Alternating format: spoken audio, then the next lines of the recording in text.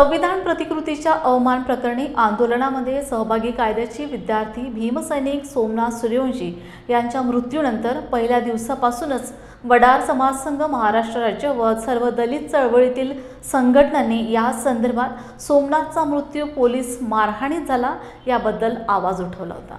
शवविच्छेदन अहवालात देखील सिद्ध झालेले आहे। त्यानंतर ॲडव्होकेट बाळासाहेब आंबेडकर यांच्याकडून दाखल केसमध्ये माननीय न्यायालयाने संबंधित पोलीस अधिकारी अशोक घोरपाण व इतर अधिकारी व कर्मचाऱ्यांवर गुन्हे दाखल करण्याचे आदेश दिले असताना देखील पोलीस प्रशासनाने सदर पोलीस अधिकारी व कर्मचारी यांच्यावर गुन्हे दाखल केलेले नाहीत।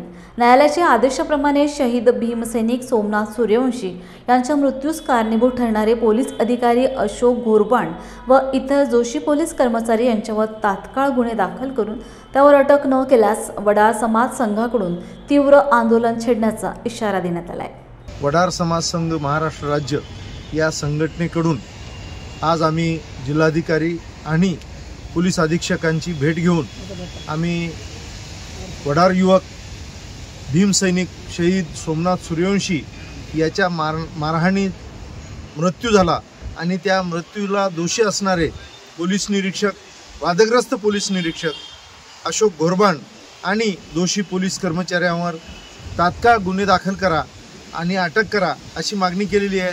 कारण आदरणीय ॲडव्होकेट बाळासाहेब आंबेडकर यांनी स्वतः केस दाखल करून हायकोर्टामधून निकाल आलेला आहे। हायकोर्टानं आदेशित केलेलं आहे की सदर मृत्यूस कारणीभूत ठरणाऱ्या पोलीस कर्मचाऱ्यावर गुन्हे दाखल करून त्यांना अटक करा असं। पण कोर्टाचा अवमान करत यांनी आम्ही कोर्टाला जुमानत नाही अशा प्रकारचं प्रशासनाकडून या ठिकाणी कृती झालेली आहे। त्याचा निषेध करत आम्ही आज जिल्हाधिकारी आणि पोलीस अधीक्षकांना मागणी केलेली आहे की त्या सोमनाथ सूर्यवंशी प्रकरणातील दोषी कर्मचाऱ्यावर तात्काळ गुन्हे दाखल करावे।